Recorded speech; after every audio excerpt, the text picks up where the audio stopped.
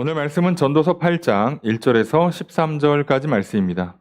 나눠드린 교환 함께 보시면서 오늘 본 말씀 한 절씩 살펴보겠습니다. 먼저 1절의 첫 번째 문장 읽습니다. 시작.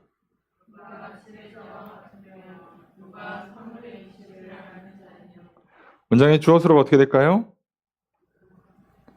예, 의문문이죠. 그래서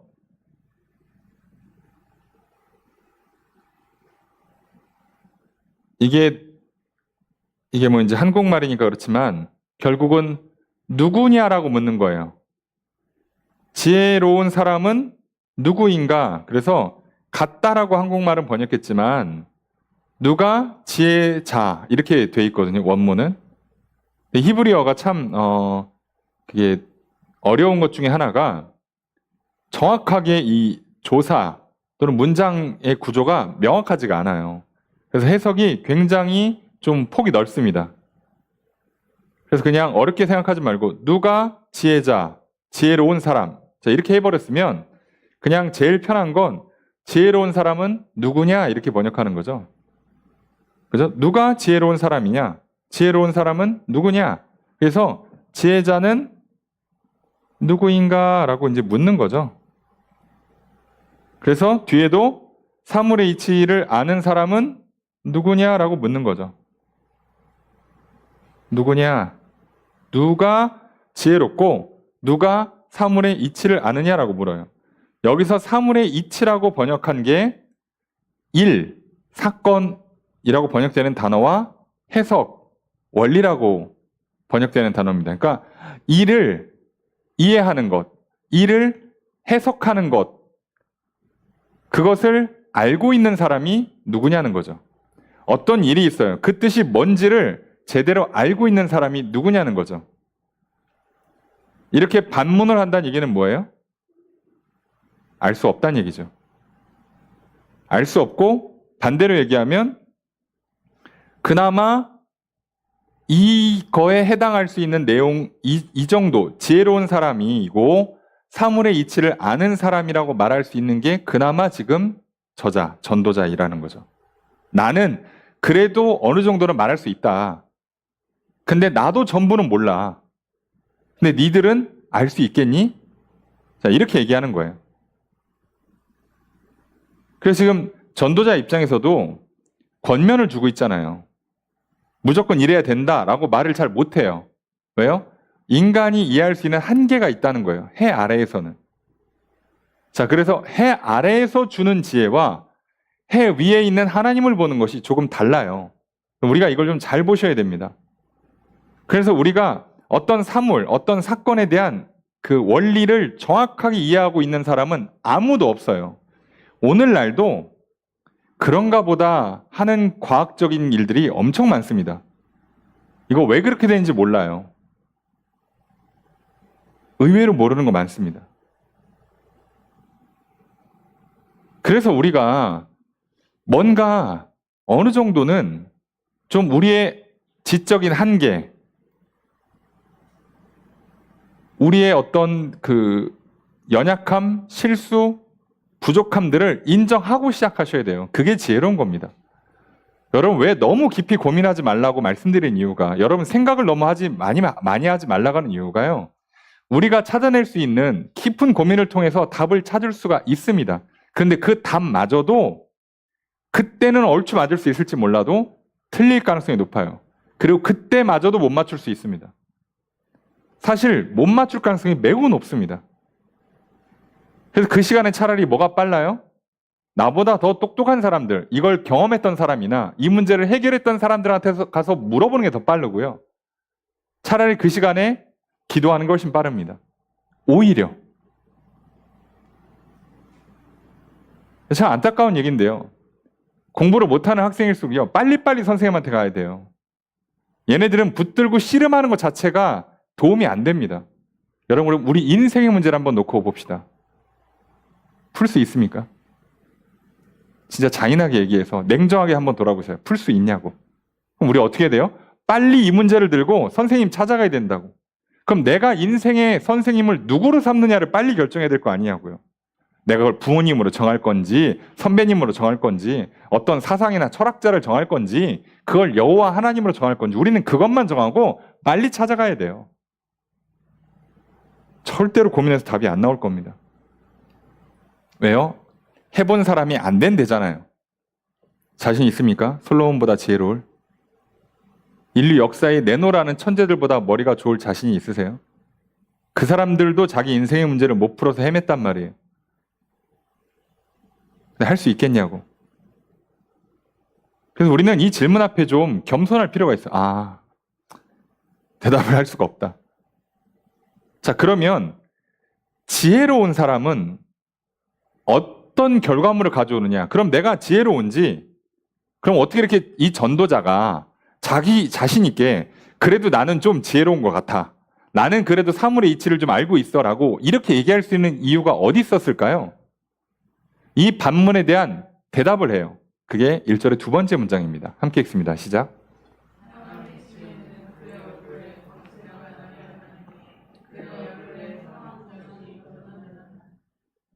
주어서가 어떻게 될까요? 사람의 지혜는 어떻게 된다? 그죠? 광채가 나게 한다. 빛나게 한다. 그 다음에 한국말이 좀 그렇죠? 이거 변화시킨다예요. 변화시킨다. 예, 그 문장 부호가 참 하나만 잘못돼도 해석이 좀 어려워지는데 그냥 가장 매끄럽게 번역을 하면 사람의 지혜는 그 얼굴을 빛나게 한다. 그리고 그의 얼굴에 사나운 것을 변화시킨다. 자, 얼굴에 빛을 나게 해주고요. 얼굴에 사나운 걸 변화시킨대요. 자, 사납다라고 번역을 했는데 직역하면 그 얼굴에 힘이란 뜻이에요. 힘. 그래서 직역하면 그의 힘 있는 얼굴 이렇게 됩니다. 그럼 힘 있는 얼굴 하면 여러분 쉽게 생각하는 바로 그거예요. 인상 쓰고 있는 얼굴. 그죠? 입 꽉 다물고, 예? 미간에 힘주고, 심술보 딱 튀어나오게, 그죠? 고집 딱 부리고 있고, 성질 딱 부리고 있는 바로 그 얼굴. 그게 그 얼굴의 힘이라는 뜻이에요. 그러니까 지혜로운 사람은 어떻다고요? 얼굴이 빛이 난다고요. 그럼 얼굴이 빛이 나는 사람은 여러분 생각해 보세요. 내가 지금 괴로워. 내가 지금 그 낙심해 있어요. 그래서 벌써 다크서클이 여기까지 내려와 있고, 예, 얼굴이 처져 있는 사람이 빛나겠습니까? 그게 뭐 피부가 하얗다고 뭐 화장 잘했다고 조명 세게 비춘다고 될 문제가 아니죠. 그래서 얼굴이 빛난다는 얘기는 뭐예요? 지혜로운 사람은 지금 내 앞에 펼쳐지는 그 사물의 이치를 이해하고 있어요. 이 일이, 이 사건이 어떤 의미고 어떤 이유인지를 그래도 정확하게 알고 있기 때문에 그래도 대략적으로 내가 100%는 몰라도 한 7, 80% 이상은 이해하고 있으니까 아, 이런 쪽이다. 그러니까 어떻게 할 수 있다고요? 거기서 평안할 수 있다고. 웃을 수 있다고요. 그래서 얼굴에 어두움이 없어요. 그래서 빛나게 되는 거예요. 또 하나, 그러니까 이 문제를 놓고 씨름하느라고 괴로워하지를 않아요. 괴로워할 필요가 없죠. 그래서 그 얼굴에 힘이 풀려요. 그래서 그 얼굴을 변화시킨다니까 이렇게 하던 거를 필 수 있다고요. 아, 지금은 안 되는 거구나. 야, 별짓 다 해도 이거 한 달은 걸려야 되는구나. 그럼 내가 한 달 동안 왜 안 풀리지라고 인상 쓸 필요가 없는 거예요. 이건 죽었다 깨어나도 한 달 걸려. 어떻게 해요? 마음 비워야지 뭐. 그게 지혜로운 사람이죠. 그 지혜 때문에 이 사람의 얼굴이 펴진다고요. 자, 이겁니다. 그러니 지혜로운 사람. 전도서가 말하는 지혜의 결론, 하나님을 경외하는 것이죠. 하나님을 믿고 하나님을 두려워하고 하나님의 명령에 순종하며 사는 사람들은 그럼 어떻게 할까요?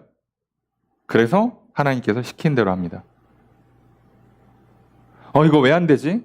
아, 기도했는데 말씀대로 했는데 왜 안 되지? 성경 보니까 언제 된다는 얘기는 딱히 안 써 있구나. 어떻게 기다려야지. 또 성경에 또 기다리라고 돼 있어. 기다려야지. 여기서 내가 성질 부려봐야 얼굴에 주름만 밉게 나와요. 예, 그죠? 얼굴만 다크해져, 어두워져. 내가 자꾸 얼굴에 인상 쓰고 얼굴이 어두워지면 사람들도 나 싫어해. 예? 괜히 욕먹고 괜히 사람들한테 미움만 더 받아. 그럴 이유가 뭐 있어? 안 그래도 힘들어 죽겠는데. 어떻게 해요? 얼굴 피고, 네? 담담하고, 웃고 넘어가면 그럼 오히려 더 힘이 나고 더 위로도 잘 받고 격려도 잘 받게 돼요. 자, 여기서 약간 그 민족적인 특성, 지리적인 특성, 그런 그 문화적인 특성이 작용되는데 여기서 한국 사람들이 조금 불리합니다. 왜요? 한국 사람들이 머리가 좋습니다. 이 장점을 잘못 쓰면 어떻게 돼요? 삼면이 바다고 위로는 막혀 있고 갇혀 있죠. 오랫동안 침략 많이 받았죠. 남 눈치 많이 봐야 되죠. 유교 문화, 불교 문화 때문에 경직되어 있는 위계 질서가 심하죠. 경쟁이 치열하죠. 체면 문화, 비교 문화가 강하죠. 그러니까 여기서 우리가 조금 이 지점에서 살짝 취약해지는 현상이 있어요.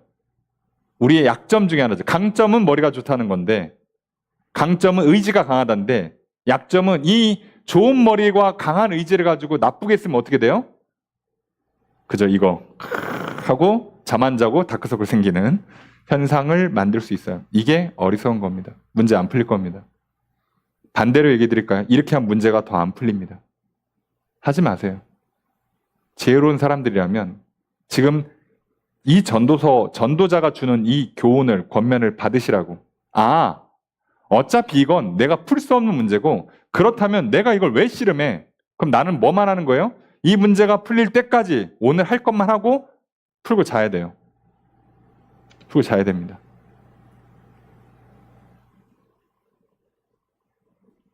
자, 현대인들이요. 제일 큰 건강을 해치는 것 중에 하나가 스트레스죠. 네, 스트레스죠.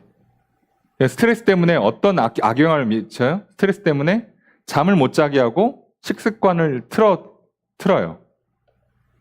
근데 이 잠 못 자고 식습관이 틀어지면 몸 자체가 자동 스트레스를 받습니다.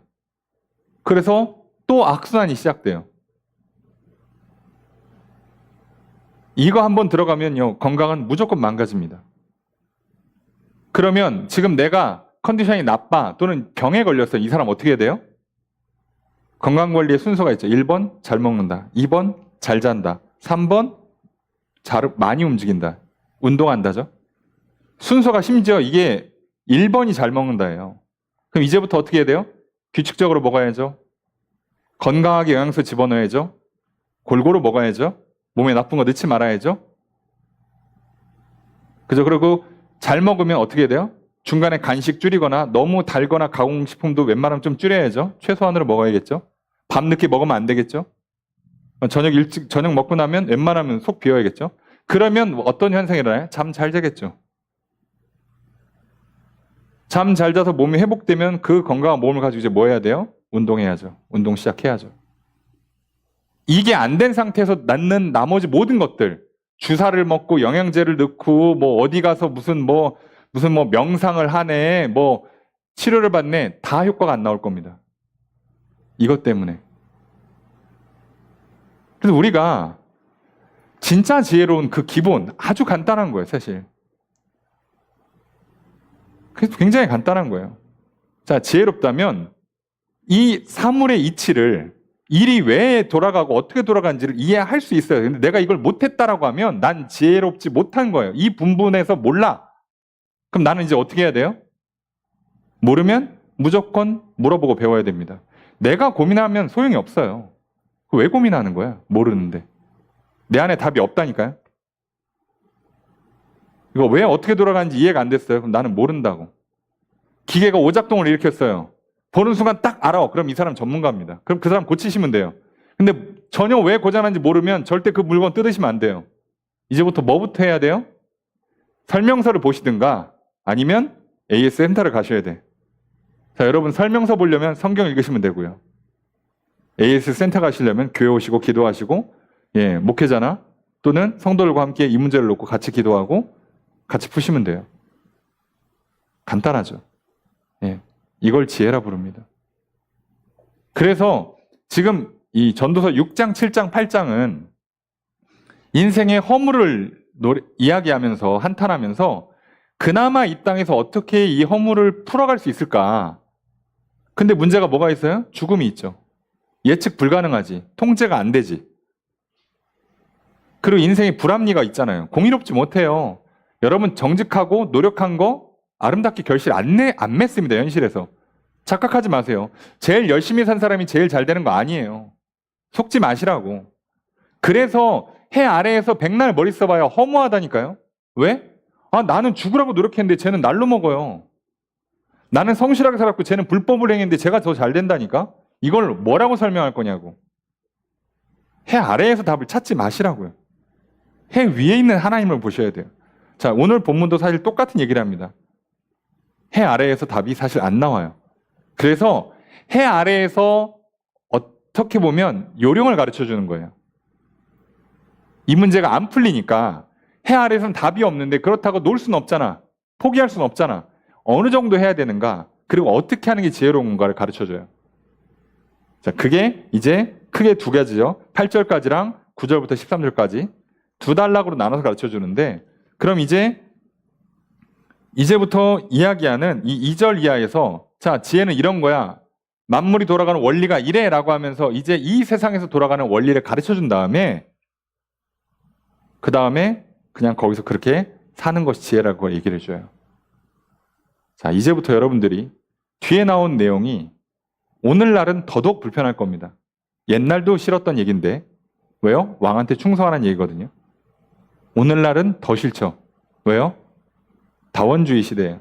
내가 다 왕이거든. 우리 모두가 다 왕이야. 나도 왕, 너도 왕, 우리 모두 왕. 자, 이러고 있는 시대를 사는데 충성하라, 순종하라. 자, 이렇게 하면 좋아할 사람이 몇 명이나 있겠습니까? 근데 한번 잘 들어보세요. 무슨 얘기를 하는 걸까 도대체? 자기가 왕이니까 솔로몬 자기가 왕이라고 자기한테 유리한 말 하네? 아닐걸요? 그렇게 얘기하는 게 아닙니다. 잘 보셔야 돼요. 원리를 설명하는 거예요. 사물의 이치를. 자, 제도와 왕정제도의 원리를 이해했다면 그럼 지금은 민주주의 제도잖아요. 이 원리에서 우리가 또 어떻게 살아야 되는지 원리를 금방 찾을 수 있습니다. 원리는 비슷하거든.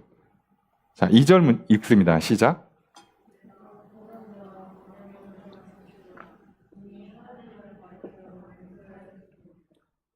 자, 문장의 주어수로가 어떻게 될까요? 나는 권한다. 나는 권한다. 나는 권한다. 말한다. 뭐라고? 왕의 명령을 지켜라.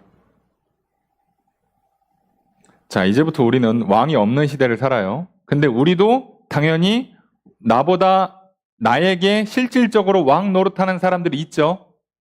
있죠. 우리 인생에는 위계라는 게 있어요. 질서라는 게 있습니다. 그죠? 그러면 이 문장을 그대로 적용시키시면 돼요. 원리는 비슷하니까. 집에서 모두가 동등하지 않아요. 위계가 있습니다. 이해되세요? 하나님이 세운 위계는 누구예요? 아버지입니다. 이해되십니까? 가정에서는. 교회에서 세운 위계에서 가장 왕노릇하는 건 누구예요? 제사장, 목회자입니다. 이해가 되시냐고.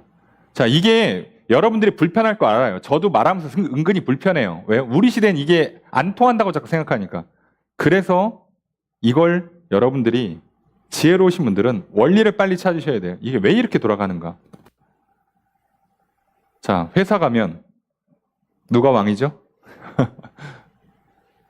예, 부장님, 상사, 사장님이 나한테 왕 노릇하는 사람입니다. 자, 그러면 이제 우리는 뭐 해야 돼요? 시키는 대로 하셔야 됩니다. 근데 왕정시대와 달라진 게 하나 있어요. 오늘날 우리는 그 시대가 아니야. 옛날 왕정시대가 아니라 달라진 게 하나 있습니다. 뭐가 있을까요? 마음에 안 들면 때려칠 수 있습니다. 왕을 바꾸는 게 아니라 내가 거길 나갈 수가 있어요. 이해되십니까? 이거 외에는 똑같습니다. 사장님 마음에 안 드시면 회사를 바꾸시라고. 근데 바뀐 회사 가시면 또 사장님 말 들으셔야 돼요. 국회의원 뽑죠. 대통령 뽑죠. 마음에 안 들어서 반대편 뽑을 수 있어요. 자, 뽑아놓으면 어떻게 된다고요?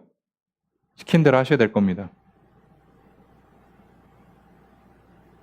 자, 우리도 중간에 끌어냈죠. 벌써 두 번째 끌어냈죠. 아니, 잘하셨어요. 왜? 나라의 주인은 국민이니까. 민주주의잖아요. 끌어냈어. 끌어내고 새로 뽑았어요. 새로 세워졌죠. 예. 어떻게 된다고요? 따라가야 된다고요. 마음에 안 들면 또 끌어내릴까요? 그럼 답이 나옵니까? 솔직한 말로? 생각보다 좋은 해결책이 안 나올 겁니다. 너무 기대하지 마세요. 기대하지 마시고 기도해 주십시오. 나라 민족을 위해서. 잘 될 거야 라는 엄청난 기대도 하지 마시고, 아, 망했다, 이민 가야겠다라고 절망하지도 마시고요. 기도하십시오. 오늘 여기서 내가 어떻게 살아야 될지 하나님 내게 도와주십시오라고 기도하셔야 돼요. 자, 왜 이렇게 돼 있냐면 뒤에 뭐라고 붙였어요? 하나님을 가리켜 맹세했다. 이스라엘은 하나님이 왕을 세우고요. 백성들은 그 왕, 하나님께서 왕을 통해서 대리 통치를 해요. 그걸 신정체제라고 그러죠. 왕정체제인데 특이하게도 신정이에요. 그 왕이 하나님 말씀을 따르니까. 하나님, 왕이 신의 대리인처럼 나라를 다스리는 거예요. 자, 그러면 백성들은 어떻게 하겠다는 거예요? 하나님 우리에게 왕을 주십시오라고 사무엘한테 요청했잖아요. 사무엘이 반대했지만 하나님께서 허락했죠. 그래서 사울을 왕으로 세웠고 사울을 끌어내리고 다윗 왕으로 세웠죠. 그래서 백성들은 뭐라고 얘기해요? 충성해라라고 요청합니다. 니들이 한 거잖아. 그렇게 하겠다고 니들이 했잖아. 그러니까 뭐 해야 된다고요? 명령을 지키라고요. 죄송합니다만 대통령 내가 뽑았잖아요. 저는 반대편 뽑았는데요. 아니, 국민 다수가 뽑았잖아요. 예? 그게 몇 표 차이냐가 중요한 게 아니라 결국 민주주의는 어쩔 수 없이 대의제고 다수결이에요. 한 표라도 많으면 이기는 거예요. 자, 한 표든 100표든 뭐 100만 표든 이겼잖아. 그러면 어떻게 해야 돼요? 따라야 돼요. 아시겠습니까? 나는 반대표 던졌으니까 안 따를 거야. 이건 지혜롭지 못한 겁니다. 이해가 되세요? 못합니다, 이거. 내가 태어난 이상 부모가 결정나요. 내가 태어난 이상 나라가 결정나요. 내가 할 수 있는 거의 유일한 선택은 뭐예요? 집 나와 독립하는 거? 이민 가는 거? 근데 그러면 마냥 문제가 해결될까요? 그렇지 않아요. 그래서 어떻게 해야 된다고요? 가능한 범위 내에서 명령에 순종하셔야 됩니다. 물론 예외 조항이라는 게 있긴 있어요. 디테일하게 들어가면. 그죠? 불의한 왕. 하나님이 심판할 겁니다. 그리고 내가 하나님의 심판에 뭐라고요? 도구가 될 수도 있어요. 그죠? 근데 그런 것까지 지금 따지지 말고 기본 원리. 그죠? 기본 원리. 해 아래에서 우리가 살아야 되는 기본 원리. 자, 위계가 있고 나보다 윗사람이 있으면 나는 그 말을 들어야 됩니다. 이해되십니까? 자꾸 제가 이걸 왜 해야 돼요라고 명분이나 설득을 시켜달라고 요청하지 마시라고요. 동기부여 시켜달라고 하지 말라고. 사장님 제가 이걸 왜 해야 되는지 설명해 주세요. 목사님 제가 이걸 왜 해야 되는지 설명해 주세요라고 요청하지 마시라고요. 원리를 설명해 드릴 수 있어요. 근데 그러면 안 할 거예요? 듣고 보니까 좋습니다. 하겠습니다. 들어봤지만 별로네요. 안 하겠습니다. 이게 됩니까? 이해가 안 되면 여러분들 설명을 들을 수는 있어요. 근데 결국은 나는요, 설명을 들었냐 안 들었냐가 중요한 게 아니고 내용을 충분히 이해했느냐랑 상관없이 시키는 거 해야 합니다. 이해되세요? 의사 선생님이 약 먹으라고 해요. 이 약을 왜 먹어야 됩니까? 의사 선생님 친절히 설명해 드릴 수 있어요. 이해되시죠? 그런데 결국 나는 이 병을 고치고 싶으면 뭐 해야 된다고요? 약 먹어야 돼요. 설명을 듣고 안 듣고는 어차피 의미가 없어져요. 왜요? 약을 먹으면 어차피 낫을 거니까. 이 의사가 최소한 실력이 있다면, 속이는 것만 아니라면 무조건 시킨 대로 하면 나서요. 자, 그럼 우리의 문제가 뭘 것 같습니까? 예, 한국 사람들이요, 의사 말 잘 안 듣습니다. 물론 의사분들도 어느 정도 신뢰를 잃은 거에 대해선 반성하셔야겠지만, 그럼에도 불구하고 최소한 나보단 전문가일 거 아니야. 들어보고 나서 효과가 없으면 그 다음에 뭐라고 해야지. 왜 시작도 안 하고 아유 내가 보니까 별로네 하고 아니 시키는 거 안 해요. 그리고 바로 딴 병원 가버립니다. 해보고 나서 이게 진짜 한 번밖에 수술 못하는 정말 위급한 상황이면 신중히 결정할 수 있어요. 근데 우리는요 무슨 저기 이비인후과 가는 것도요 골라서 가요. 그렇게 할 필요 없습니다. 말을 잘 안 듣는다는 문제가 있어요. 속지 마십시오. 여러분이 문제를 보고 그 사물의 이치를 정확히 파악하시지 못했다라면 무조건 시키는 대로 하셔야 됩니다. 그러고 나서 나중에 욕하세요. 부모 잘못 만났네. 선생님 잘못 만났네. 목사 잘못 만났네. 대통령 잘못 뽑았네. 나중에 아시라고.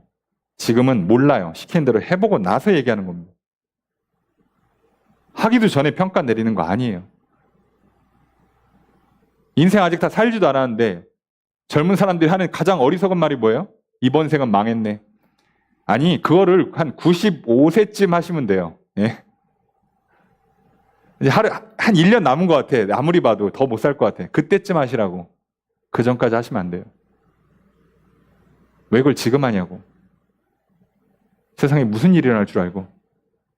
자, 이래서 기본 원리입니다. 기본 원리. 왜요? 왕 또는 왕의 자리에 있는 사람, 나보다 윗사람, 나의 지배권을 갖고 있는 사람의 말은요. 무조건 들어야 됩니다.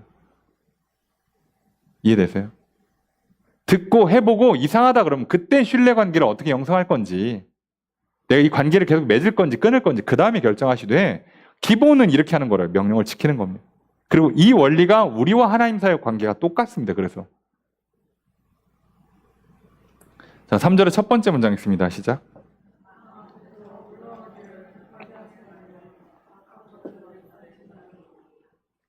자 주어서로 어떻게 될까요?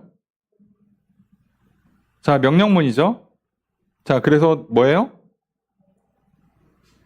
그래서 너희는이죠. 너는 뭐 하지 말라? 서두르지 말라. 그죠? 급히 하지 말라. 서두르지 말라. 또 그리고 저 일삼다라고 번역했는데요. 일삼다라고 돼. 이거 일삼다라는 뜻을 한번 잘 생각해 보세요. 이거를 계속 한다는 얘기잖아요. 그죠? 그래서 원뜻이 뭐냐면 서 있다, 버틴다, 지탱한다는 뜻이에요. 이게 견딘다는 뜻이거든요. 이 단어가.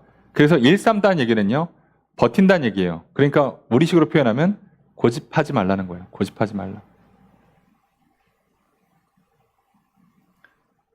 자, 고집이라고 생각하시면 돼요. 고집.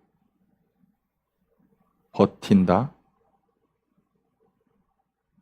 이런 거 하지 말라고요. 서두른다.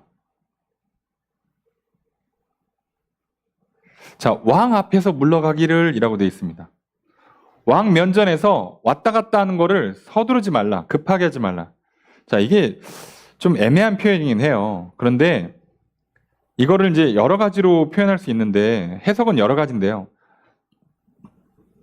자, 그러면 여기서는 뭐 너무 어렵게 해석하면 안 되고 진짜 왕과 신하의 관계에서 지금 설명을 하고 있는 거라서 가장 무난한 해석은요. 왕이 시키면 뭐 하지 말라고요? 무례하거나 소홀히 행하지 말라는 거예요. 급하게 이렇게 하는 거 있잖아요. 대충 소위. 아이 뭐 이런 거 시켰어. 자, 이런 거 하지 말라고요. 충성하라는 얘기예요. 여기서 말하는 악한 것은요. 사실상 왕한테 제일 악한 건 배신입니다. 반역이에요. 배신하지 말라고. 반역하지 말라고. 이게 기본이에요. 기본. 자, 하나님이 세우신 왕이니까. 이해되세요? 자, 근데 우리가 하나님이 세운 왕이 없잖아요. 오늘날 우리한테는. 그죠? 그래서 우리한테는 뭘 할 수 있다고? 최소한 내가 떠나거나 선택은 할 수 있어요. 그죠? 하지만 어쨌든 우리에게는 이런 위계라는 질서가 있기 때문에 그 질서에서 지혜로운 사람은요. 시키는 것 해야 됩니다. 이게 기본이긴 해요. 야, 내가 들어봤는데 이상한 거 시켜서 내가 안 했어. 아유, 야, 자꾸 그런 거 하면 자꾸 더 시키고, 아, 회사 생활 꼬이고, 아, 사람 만만하게 보고 별로요. 이거 지혜로운 게 아닙니다. 자랑스럽게 얘기하는 사람도 있어요. 여러분, 어리석은 겁니다, 그게. 입장 바꿔놓고 내가 사장님 됐다고 생각해 보세요. 그러면 이해가 쉬워지시죠? 전혀 도움이 안 됩니다. 속지 마십시오. 예.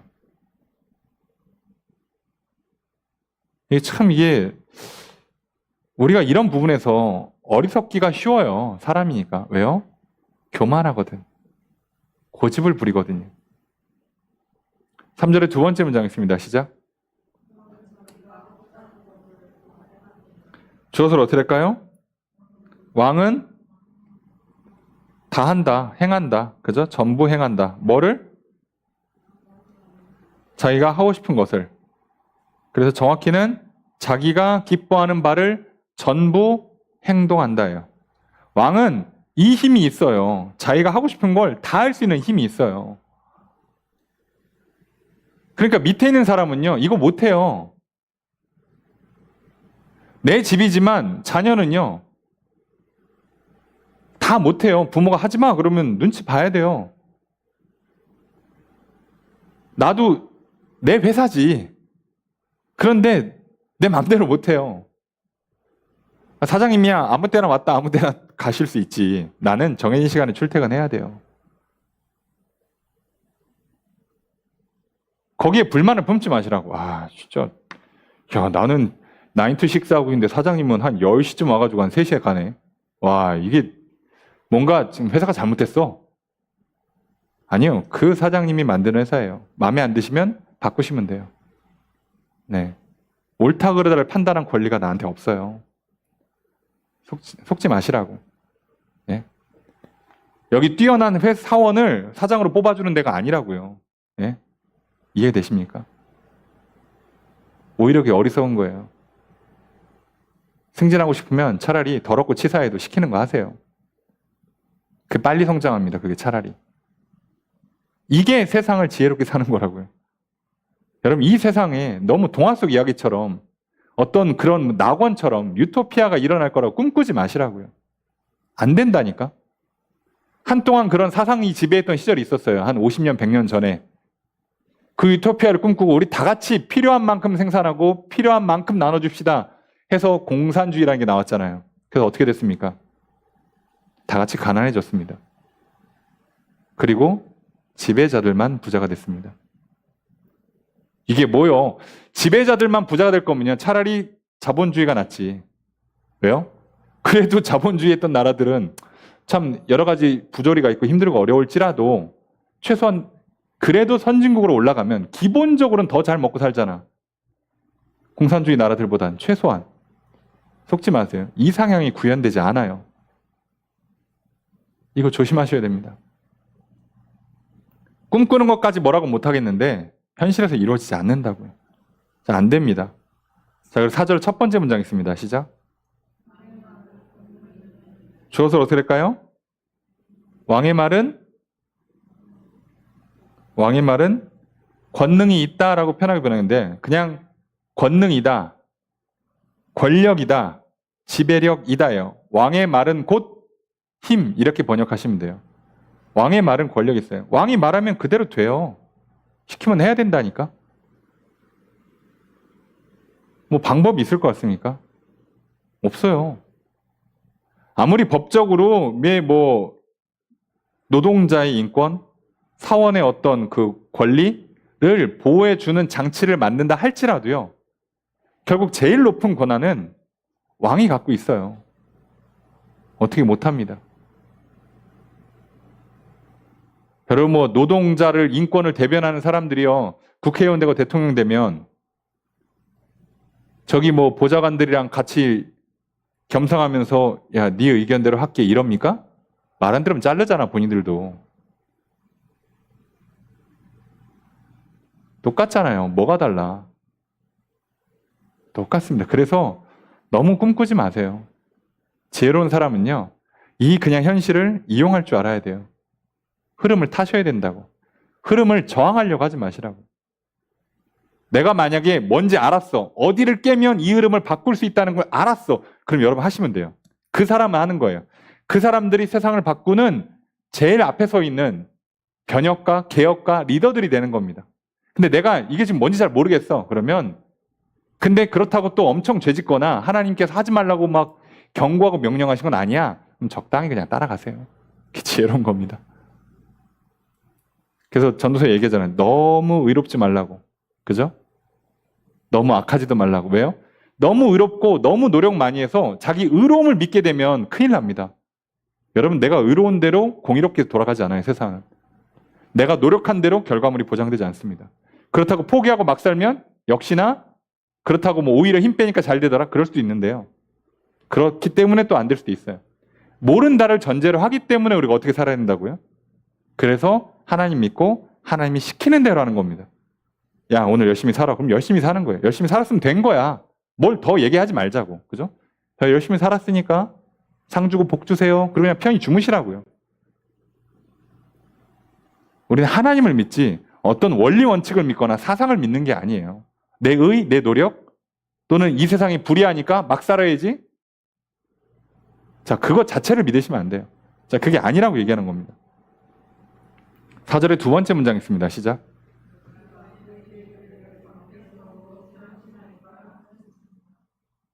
주어서로 어떻게 할까요? 명령문이죠. 누가?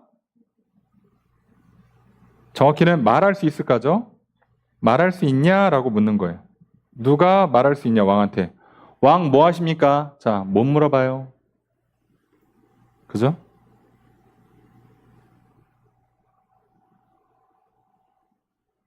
뭐 하시는 겁니까? 라고 물어보는 거 아니라고요. 지금 뭐 하시는 겁니까? 자, 이렇게 하는 게 아니에요.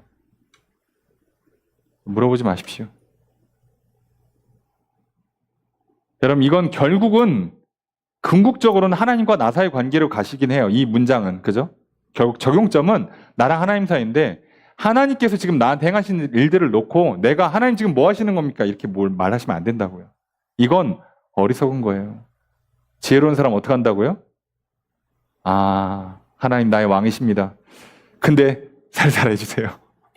힘듭니다. 좀 도와주시면서 하십시오. 예. 아프라면 아프고 울라면 울고 땀 흘리라면 땀 흘리겠습니다. 왜요? 하나님 시킨 대로 하면 하나님께서 선하고 의로우시다면 결국 선하고 의로운 결과를 주시니까요. 이렇게 가는 거예요. 근데 여기다가 하나님 저 이거 뭐 하시는 거냐고 지금 왜 이러시냐고 따졌어. 심지어 설명을 해줬어. 그럼 뭐가 바뀌죠? 다 뜻이 있어서 그런 거란다. 이건 이렇게 하는 거야. 라고 설명을 해줬어. 그럼 뭐가 바뀌냐고. 안 힘들어요? 안 슬픕니까? 안 외로워요? 그 얘기 들으면? 아니요. 그냥 하셔야 됩니다. 어차피 하셔야 된다고. 여러분 자녀한테요. 공부 왜 해야 되는지 알려줘 보세요. 운동 왜 해야 되는지 알려줘 보세요. 애가 갑자기 막 공부하고 싶은 마음이 샘솟습니까? 동기부여가 잘 됩니까? 아니요. 여러분 선수들 공부 잘하는 상위권 성적을 갖고 있는 사람들 다 뭐라고 얘기해요? 루틴이라고 그래요. 그냥 하는 거예요. 그냥 한다고요. 그냥. 뭘 왜 하기는 그냥 하는 거예요.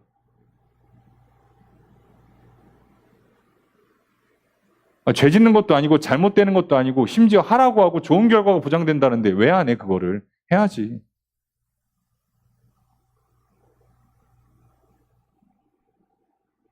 그래서 요즘 제가 얘기했잖아요. 한참 동기부여 얘기하다가 아니구나 해서 그 다음에 훈련, 디스플린 얘기한다고 그랬죠. 훈련하는 거구나. 근데 왜 훈련하는 거라고 얘기했다면 그냥 루틴을 따라서 그냥 따라가면요.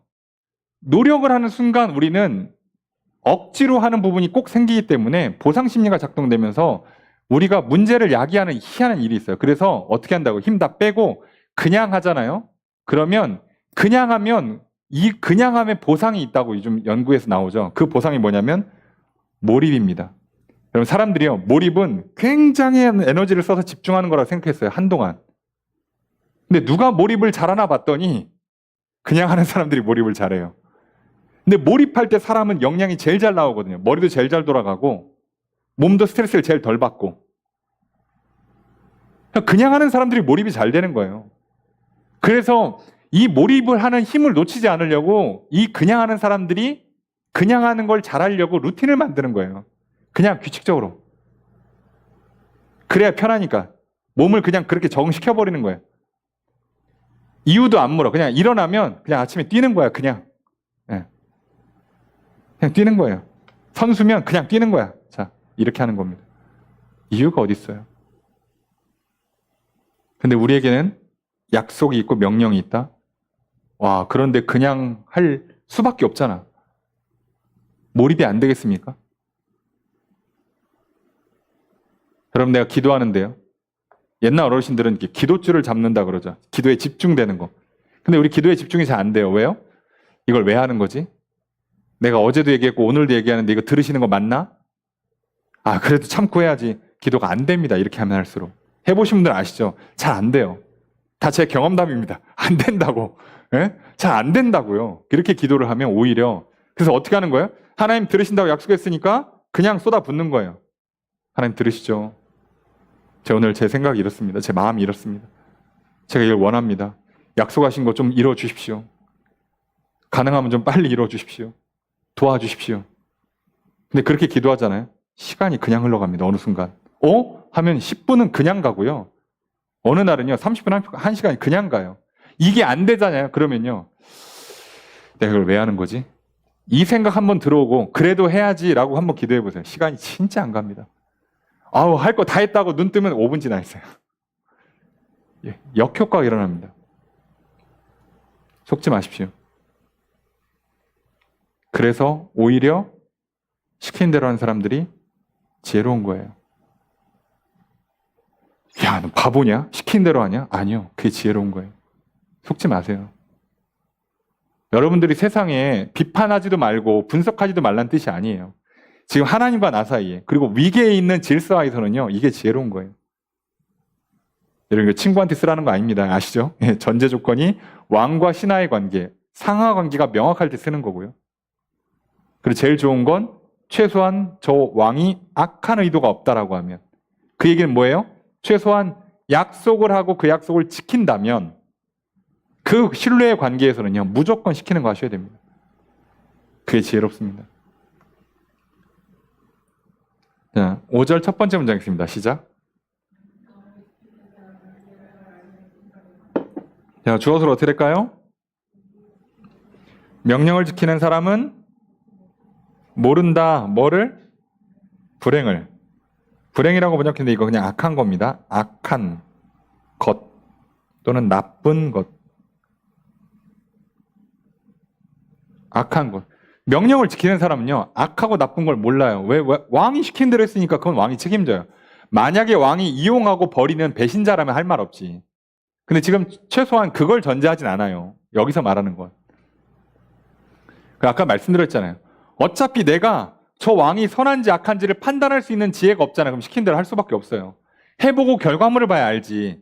야, 저 사람이 자 일전에 신하 하나를, 충성스러운 신하 하나를 저기 쓰고 버리더라.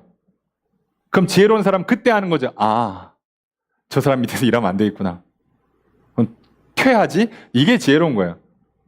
내가 근데 보자마자 알았어. 야, 저 사람 딱 보니까 야, 저거는 사람 쓰고 버리는 사람이구나. 내가 사물의 이치를 알고 있어요. 저 사람의 속을 알았어. 그러면 처음부터 그 사람 밑으로 안 들어가면 돼요.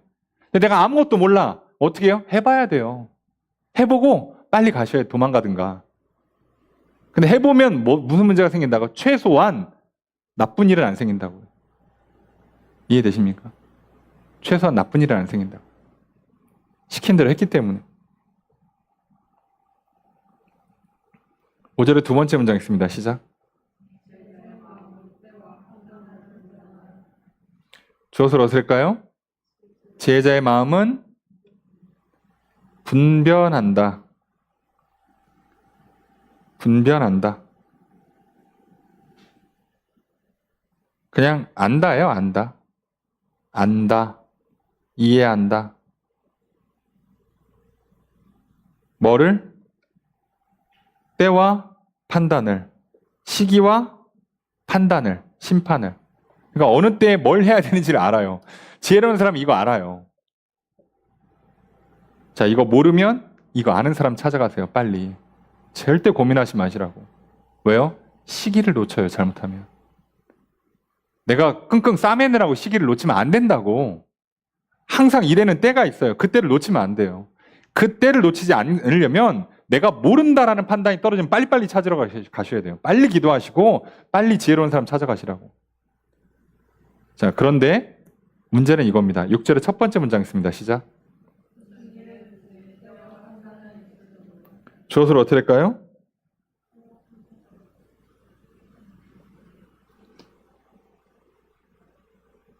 그냥 때와 판단이 주어입니다. 때와 판단이 있다. 어디에? 모든 일에는, 모든 것에는 때가 있고 판단을 내려야 되는 게 있어요. 어느 때에 뭘 해야 된다라는 게 있어요. 모든 일에는. 이해되십니까? 이 사람은 언제 뭘 해야 된다. 이 일은 언제 어떻게 해야 된다가 다 있다고. 문제는 뭐냐? 이거죠. 6절의 두 번째 문장. 주어서를 어떻게 할까요? 사람에게 임하는 화가 심하다, 많다는 얘기예요. 많다. 많다라고 번역합니다. 많다. 여기가 문장이 어려운 게요. 접속사가 3개나 해석이 돼요. 없어, 지금 접속사가. 없어서 이거를 접속사를 뭘 붙이냐에 따라 문장이 확확 바뀝니다. 그죠? 그러므로, 그러나 이렇게 해버리면 앞에 거 때문에 뒤에 거가 되거나 앞에 거에 반대로 뒤에 거가 되거나 이런 식으로 해석이 다 여러 가지가 나와서 좀 어렵긴 해요. 그래서 그냥 이것을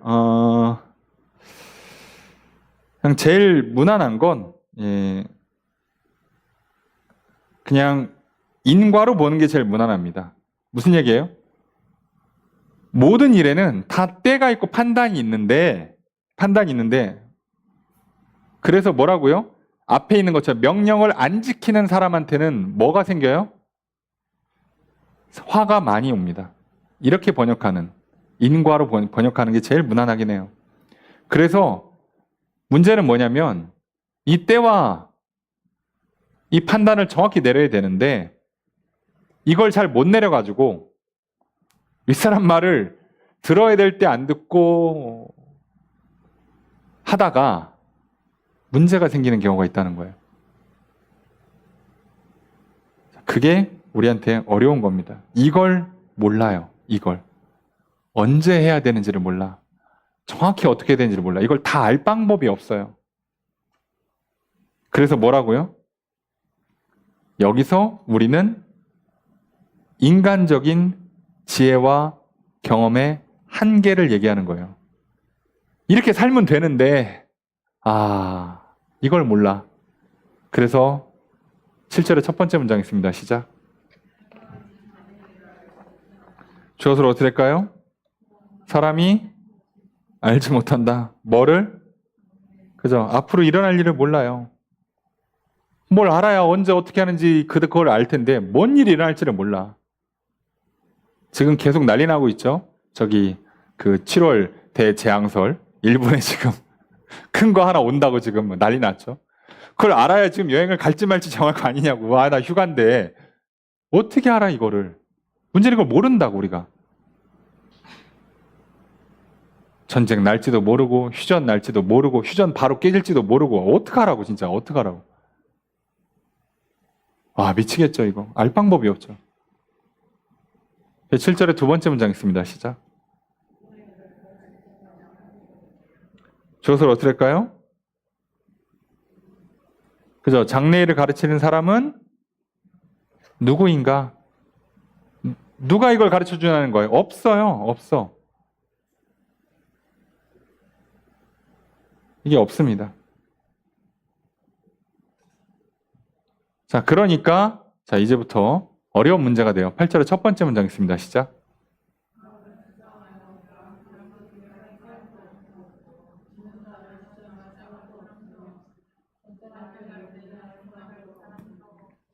자, 주어서가 어떻게 될까요? 그죠? 바람을 주장해서 바람을 움직이게 할 사람 없다. 그죠? 없다. 요만큼이 주어져. 이렇게 할 사람 없음. 죽는 날 주장할 사람 없음. 전쟁을 피할 사람 없음. 미리미리 알아야 도망가는데 야, 전쟁 날 줄 알았으면 도망갈 텐데 야, 이걸 어떻게 하나. 이게 지금 바람이라고 번역하는데요. 영이란 단어니까 정확히는 이게 지금 호흡, 생명을 얘기하는 거죠. 내가 생을 주관할 수가 없고 죽는 날 살을 주관할, 생사를 주관을 못해. 내가 딱 내일 죽어. 확실히 알았어. 그럼 오늘, 예? 오늘 쉴 거 다 쉬고 할 거 다 하고 그러고 죽으면 얼마나 깔끔해요. 몰라 이걸. 아, 나는 아무리 봐도 내일 죽을 것 같아. 그러고서는 집 팔고 차 팔아서 돈 다 썼는데 갑자기 의사가 나섰대. 아유, 건강해졌대. 그러더니 한 99세까지 살아. 야, 이게 아닌데. 이걸 모른다고, 이걸. 전혀 몰라요, 전혀. 이걸 우리가 때랑 그때에 맞는 판단을 내려야지 지혜롭게 살 수 있는데 문제는 이걸 모른다고. 때조차도 모른다고. 그러니 판단을 내릴 수가 있나? 못 내리죠. 그래서 8절의 두 번째 문장 있습니다. 시작.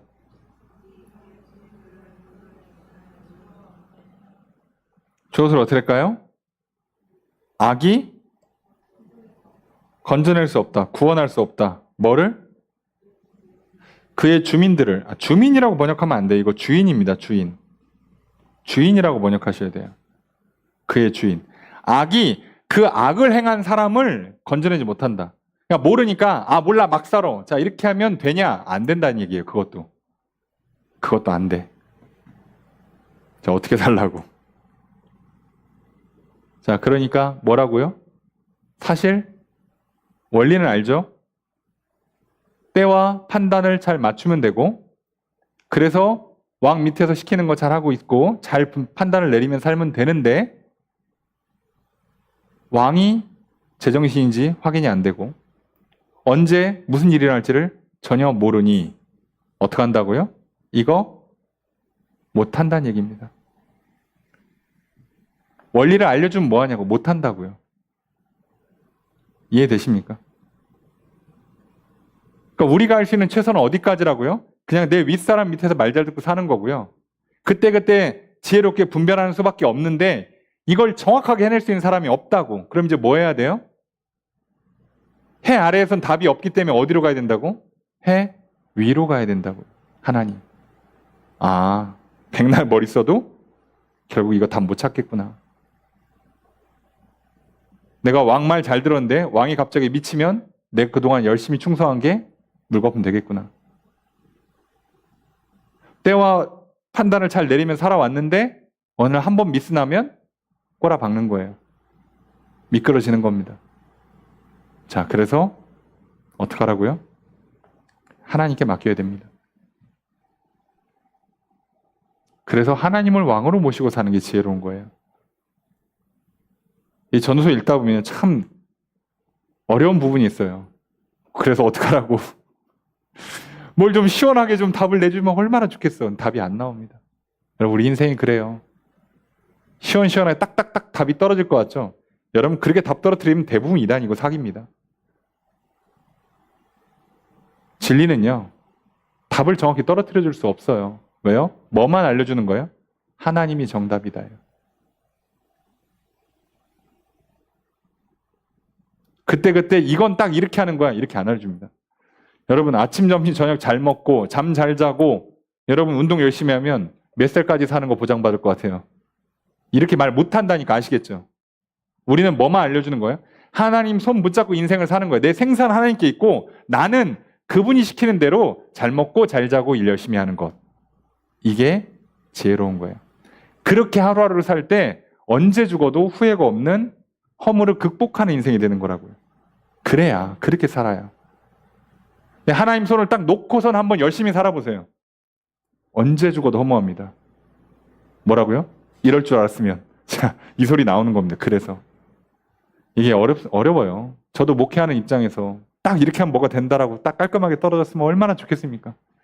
저도 자녀 키우는 입장에서 이렇게 하면 자식들이 딱 잘 된다. 얼마나 깔끔하고 좋아요. 저도 여러분들한테 딱딱딱 이렇게 하면 다 성공합니다. 얘기해주고 얼마나 좋아. 서로 또 이렇게 하면 잘 되고 서로 윈윈하고 얼마나 좋아요. 근데 그게 안 된다니까 현실에서. 돼야 말이지. 그래서 우리는 거기에 속으시면 안 돼요. 그 다음에 이제 다음 단계로 넘어가는 거예요. 9절부터 13절까지. 9절 첫 번째 문장 있습니다. 시작.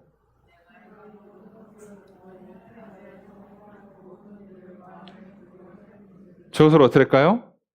내가 보았다, 그죠? 살폈다인데, 정확히는 그냥 마음에 두었다거든요. 살폈다는 얘기는 의역이고요. 마음에 담아뒀다라고 그냥 이해하시면 돼요. 내가 이걸 보고 마음에 담아뒀어.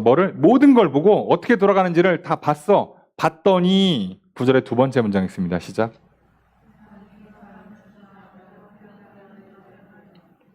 주어서를 어떻게 할까요?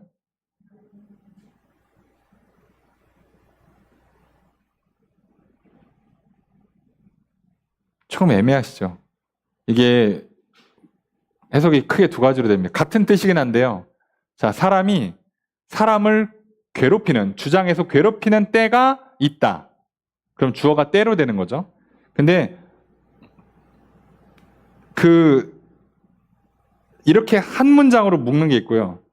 원문은 살짝 두 문장으로 보는 게 좋아요. 사람이 사람을 주장하는 때가 있고 사람을 괴롭게 하는 때가 있다. 이렇게 보는 겁니다. 그래서 결국 주어는 때가 있다. 어떤 때? 사람이 권력을 가지고 사람을 괴롭히는 때가 있다는 거예요. 악인을 얘기하는 겁니다. 악인을. 아까 얘기했죠? 악한 왕 또는 악한 권세자가 있다고요. 현실에는. 이해되시죠? 모든 사장님이 다 착하지 않아요. 모든 부모가 착하지 않습니다. 모든 목회자가 다 착하지 않아요. 이게 문제라고 현실은. 그죠? 그런데 더 잔인한 건 뭐냐? 10절의 첫 번째 문장 있습니다. 시작.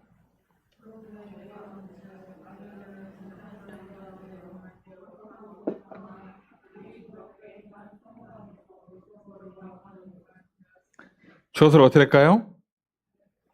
내가 봤다죠. 내가 봤다. 뭐를? 본 내용인데 이만큼인데 그 내용의 주어가 악인들은 어떻게 된다? 잊혀진다예요. 두고두고 욕할 것 같지만 죽으면 다 잊어요. 그냥.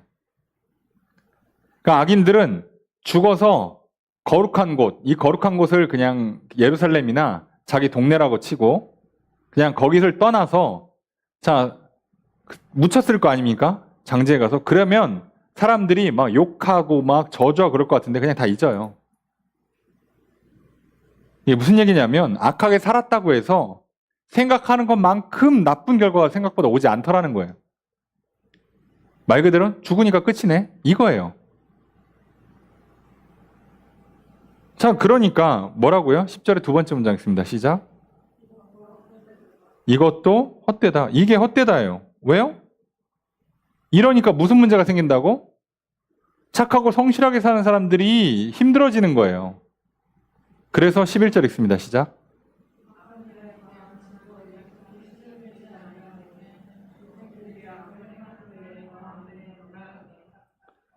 주어서를 어떻게 할까요?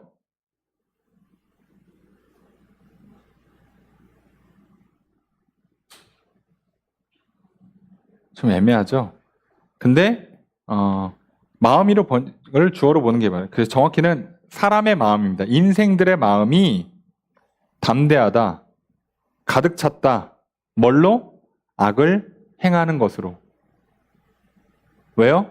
악해도 벌 받고 망하는 게 아니네. 그냥 죽으면 그냥 잊혀지고 뭐하네. 이거예요.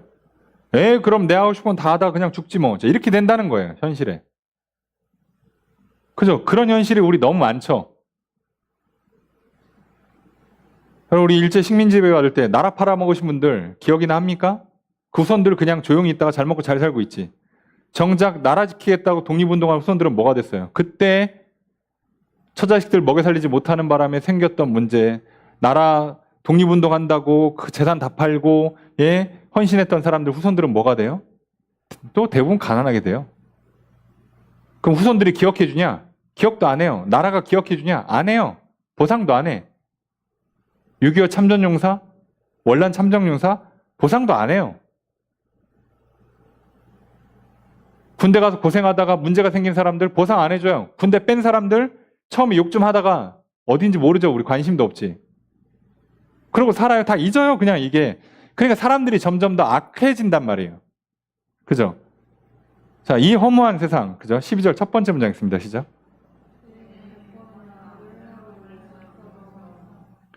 주어서를 어떻게 할까요? 죄인은 장수한다. 아니, 죄인이 오래 살아, 보니까. 빨리빨리 죽어야 되는데, 아, 이거 귀신은 뭐하나, 이거 저거 안 잡아가고. 아니, 자꾸 오래 살아. 아, 그렇지만, 12절 두 번째 문장 있습니다. 시작.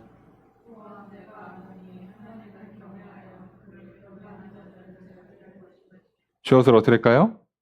내가 안다예요. 확실히 안다예요. 뭐를? 요거를.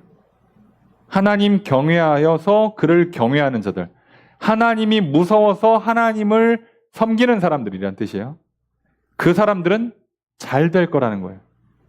결국은 잘 되더라. 그 후손들이 잘 되더라. 잘 돼. 문제는 속도의 문제라고, 속도의 문제. 아까도 얘기했잖아요. 때와 그 방법을 정확히 분별해야 되는데 그거를 예측을 못해. 그래서 이 때가 좀 늦어지는 것 때문에 사람들이 낙심하거나 악의 유혹에 넘어가기가 쉬워요. 그래서 13절 함께 읽습니다. 시작.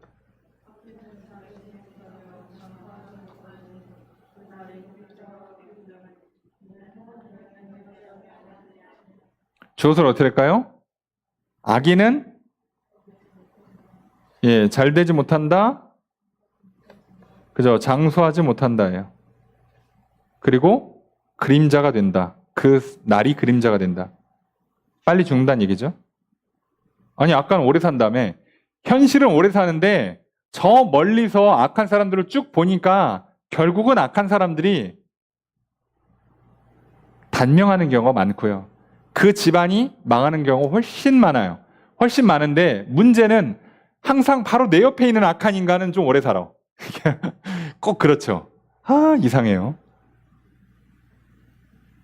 왜요? 우리 시야가 이걸 정확히 못 본다고요. 아까 얘기했잖아요. 때와 방법을 정확히 분별을 못해요, 우리는. 내가 보는 걸로 그래. 근데 전도자 입장에서 내가 다 훑어보니까 결국은 악인들이 짧어. 그 가문이 사라져. 그리고 의인들이 잘 돼요. 이건 맞아. 넓게 보면 이게 맞는데 각각 개개인의 인생으로 보면 의인 중에서 괴롭고 힘든 삶을 사는 사람들도 꽤 있고 악인인데도 오래오래 살면서 떵떵거리는 인간들도 있긴 있더라는 거예요. 개개인으로 보면.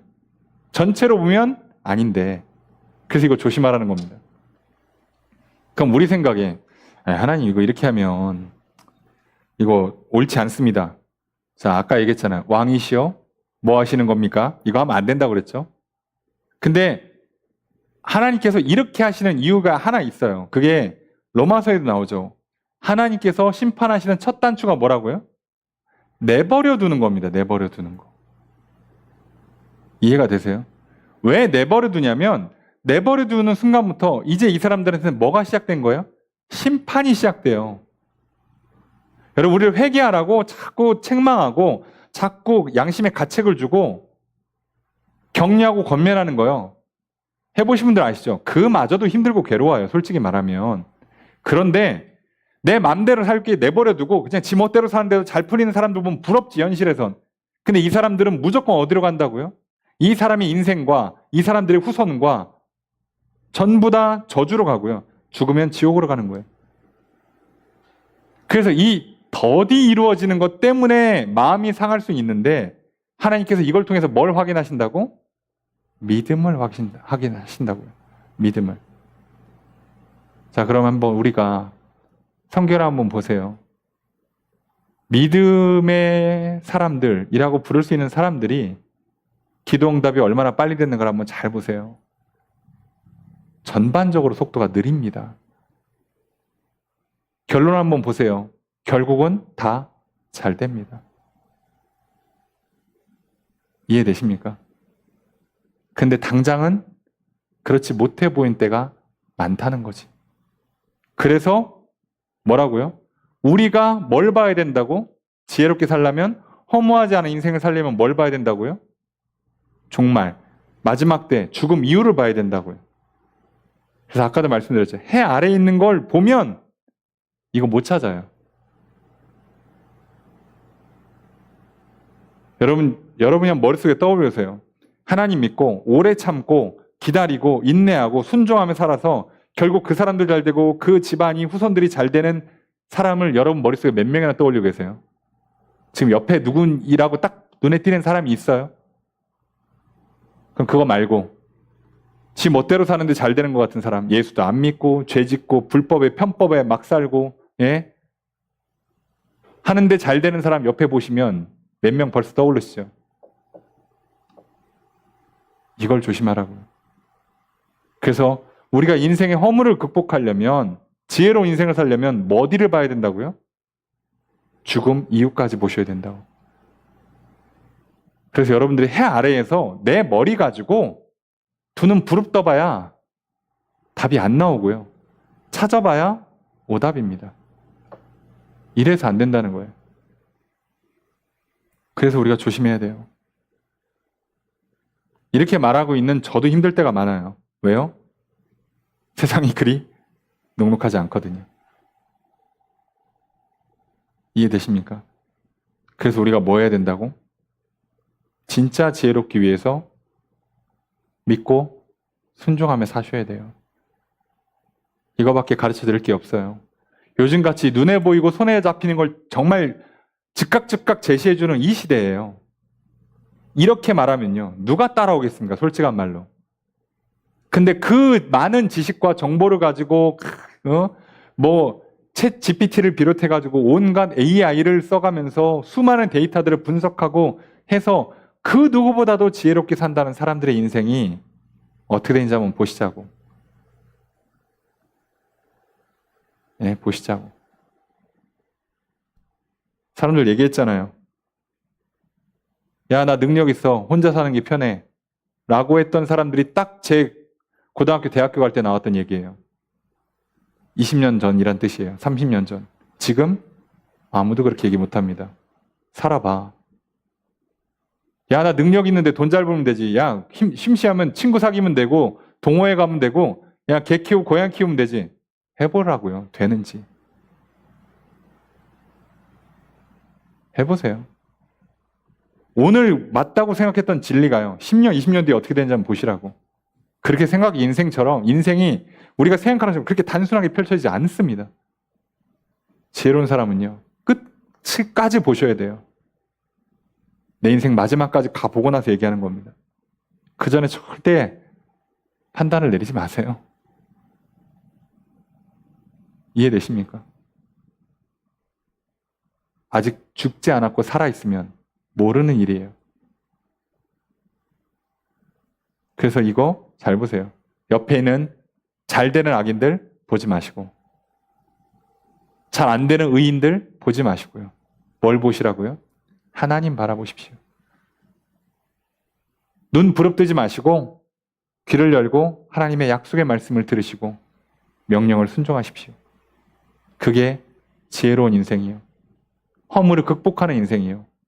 진정한 의미의 복과 생명과 기쁨과 평안을 누리며 사는 인생입니다. 그렇게 사시면서 하루하루 오늘 삶을 기뻐하시고 즐기시고요. 사랑하는 사람들과 함께 식사하고 교제하시면서 웃으시면서 사세요. 제발 인상 쓰지 마십시오. 이거 끝나고 성공한 다음에 보란듯이 내가 식사 대접하리라 하지 마시고요. 오늘 그냥 빵 한 조각이라도 콩 한 쪽이라도 나눠 드시면서 웃으면서 교제하십시오. 그게 지혜로운 겁니다. 이해되시죠? 기쁜 날은 즐거워하고 슬픈 날은 뒤돌아봐라. 다른 거 하지 마세요. 별거 없습니다. 오늘 우리가 이런 삶을 살아요. 여러분, 우리가 살아온 오늘의 현실이 결코 쉽지만은 않은 걸 압니다. 그런데 멀리 한번 보세요. 인간의 삶이 얼마나 좋은 거였으면 천사가 질투했다고 돼 있잖아요. 이해되세요? 우리가 이 땅에 육신을 갖고 살기 때문에 먹고 사는 것부터 시작해서 모든 게 다 힘들고 괴롭을 때가 참 많아요. 그런데요, 이거 없는 천사한테는요, 엄청 부러운 일입니다. 왜요? 우린 이거 100년 지나면 이거 벗고 이제 천사처럼 살 거거든. 이 귀한 시간을 한 번밖에 주어지지 않는 이 넉넉히 그래 잘 살아서 100년 정도 살아갈 수 있는 우리 인생을 절대 쓸데없는 인생 낭비하지 마세요. 이해되십니까? 그래서 뭐 먹는 거 고르는데 시간 많이 쓰지 말라고 그랬잖아요. 그죠? 예. 그 시간 아까워요. 대충 드세요. 그 시간에 한 사람이라도 더 만나시고 한 마리라도 더 하세요. 차라리 기도라도 하시고 아니면 사람들과 사랑을 속삭이십시오. 친구로서, 연인으로서, 가족으로서, 한 형제자매로서 사랑하며 살기에도 이 세상이 짧아요. 이해되십니까? 그거 다 놓치고 여러분 솔직한 말로 취업 잘 되고 사업 잘 되고 성공하고 부와 인기와 명예를 누리고 예뻐지고 똑똑해져서 뭐가 남아요? 전도서 얘기하잖아요. 그거 나중에 다 허무하다고. 유튜브에 그 영상의 제목이 이렇게 떴어요. 그 2040 세대들이죠. 보통 아까 말씀드린 혼자 살기를 선택했다 후회하는 사람들. 벌써 뭐라고 얘기해요? 본인들이 혼자됨을 선택했던 사람들이 후회하면서 하는 말. 단 한 번 누구를 진심으로 사랑해보고 싶다 해요. 야, 저는 세상 사람들이 이 정도 통찰을 갖고 있다는 것 자체가 놀라워요. 예. 근데 죄송합니다만 더 늦기 전에 하셔야 돼요. 그분들도. 그분들 스스로 힘으로 그걸 해낼 수 있을지는 솔직히 말하면 쉽지 않다고 봅니다. 저는. 그런데 우리는 이미 뜨거운 사랑을 받았잖아요. 예수의 십자가의 그 보혈의 사랑을 받았잖아요. 그리고 또 나를 향해 누군가 끝까지 참아주고 계속 복음을 전해주고 기도해주고 손 내밀어주는 그 뜨거운 사랑을 받았잖아요. 이미 절반 성공했어요. 이제 뭐 남았습니까? 잘 받고 나도 손 내밀면 돼요. 최고의 인생입니다. 뭐가 더 필요합니까? 예, 속지 마세요. 오늘 우리가 하나님이 주신 얼마나 귀한 걸 주셨는지를 기억한다면 해 아래에서 답을 찾지 마시고요. 해 위에 계신 하나님, 이 생이 전부가 아니라 죽음 이후에 영원한 생명을 바라보시면 됩니다. 오늘 그 믿음의 눈을 여시고 참 지혜를 가지고 살아가셔서 오늘 하루도 후회 없는 하루, 매일매일 힘있고 기쁘고 능력 있는 하루 살아가십시오. 사랑 많이 받으시고요. 많이 사랑하면서 사십시오. 최고의 인생이 될 줄로 믿습니다. 그 인생을 허락하신 하나님을 사랑하시고요. 그 인생을 함께 살아갈 옆에 있는 형제자매들을 사랑하십시오.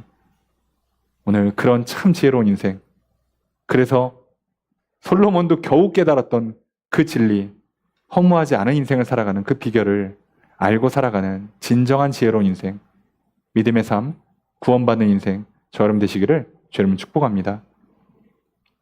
말씀을 적용해 보겠습니다. 전도서 8장은 7장에 이어서 인생의 허물을 극복하기 위한 교훈을 말합니다. 전도서 6장에서 인생의 허물을 탄식하면서 8장에 이르기까지 인생의 허물을 극복하기 위한 지혜를 교훈합니다. 먼저 8장 1절에서 8절에서 왕의 명령에 순종하며 살아갈 것을 교훈합니다. 이스라엘의 왕은 하나님께서 세우셨고 백성들은 그 왕에게 충성할 것을 서약했습니다. 그렇게 이스라엘 백성들은 왕에게 순종하며 살아가야 합니다. 더욱이 왕은 마음대로 행할 수 있는 권세가 있기에 불순종하는 사람에게 화가 임할 것입니다. 사람은 생과 사, 전쟁과 죄악의 심판을 피할 수 없습니다. 그렇기에 왕 앞에서 겸손하고 충성하는 태도로 살아가는 것이 지혜입니다. 비록 오늘 우리는 왕정국가에 살고 있지 않습니다. 이스라엘은 왕이 있지만 하나님의 통치를 받는 신정국가였음을 우리는 기억해야 합니다. 그러므로 우리는 스스로 왕이 되려는 교만과 고집을 내려놓아야 합니다. 하나님을 왕으로 모시고 겸손히 순종하며 충성합시다. 8장 9절에 13절에서 종말론적인 사고를 갖고 살아갈 것을 권면합니다. 이 세상에는 선과 악이 공존하며 심지어 악인이 잘 되기도 하는 현실을 직시합시다. 그렇게 이 세상만 바라보면 허무할 수밖에 없습니다. 그러나 하나님께서 속히 심판하지 않으심으로 말미암아 악인은 담대하게 더욱 악을 행합니다. 그로 인해 심판을 피할 수 없게 됩니다. 그러나 하나님을 경외하는 사람들은 결국 잘 될 것이며 장수할 것입니다. 이 땅에서 잘 되고 장수하는 것을 넘어 영생을 누릴 것을 말합니다. 그렇게 최후의 심판과 영원한 하늘나라를 바라보고 살아갈 때만 사람은 인생의 허물을 극복할 수 있습니다. 지혜는 해 아래에서 두 눈 부릅뜨고 사는 인생에게 주어지지 않습니다.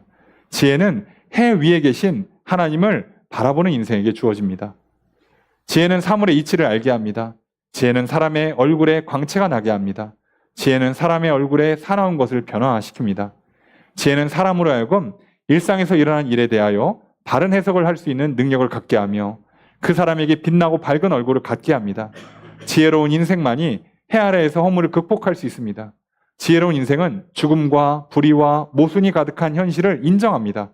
그렇게 지혜로운 인생은 사람의 지혜나 자기 의를 앞세우지 않으며 포기하거나 방탕하지도 않으면서 살아갑니다. 오직 하나님을 믿고 하나님께서 보시기에 기쁘신 삶을 살아갑니다. 최후의 심판과 영생을 믿으며 이 땅에서 상과 복을 내려주시며 자손대대로 복을 내려주실 것을 믿고 살아갑니다. 하나님을 바라보며 이 땅에서도 지혜롭고 하나님 보시기에도 지혜로운 인생을 살아갑시다. 지혜로운 인생에 주어주는 생명과 복을 누리시길 바랍니다.